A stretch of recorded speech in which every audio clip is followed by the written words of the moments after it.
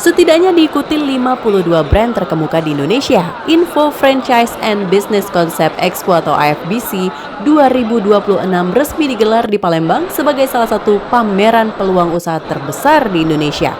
Kegiatan ini berlangsung pada 17 sampai 19 April 2026 di Palembang Sport and Convention Center (PSCC) dan menjadi ajang strategis dalam mendorong pertumbuhan kewirausahaan serta investasi daerah.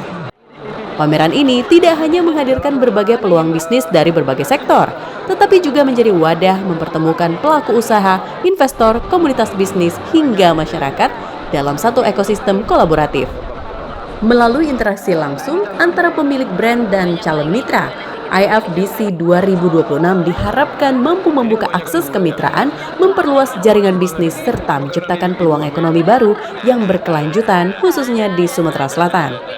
Gubernur Sumatera Selatan Herman Deru menegaskan bahwa gelaran AFBC 2026 Palembang menjadi momentum penting untuk meningkatkan kepercayaan diri para pelaku usaha, baik pemula maupun yang telah lama menjalankan bisnis. Menurutnya, kehadiran pameran berskala nasional ini mampu memperluas wawasan serta membuka peluang baru bagi pengembangan usaha di daerah. Dalam kesempatan tersebut, Herman Deru juga menyampaikan langsung kepada Wakil Menteri Perdagangan Diah Roro Esti Widya Putri terkait program unggulan pemerintah Provinsi Sumatera Selatan yakni 100.000 Sultan Muda. Program ini bertujuan mendorong keterlibatan generasi muda dalam dunia usaha melalui pembinaan dan pendampingan yang terstruktur. Ayo melok sini dan tidak harus bermodal besar, dan kita akan bridging.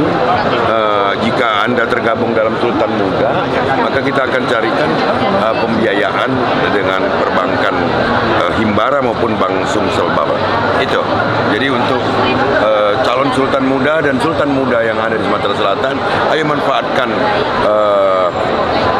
franchise yang sedang buka expo di Palembang ini untuk menjadi mitra kalian. Program Sultan Muda Provinsi Sumsel ini merupakan program yang sangat amat baik.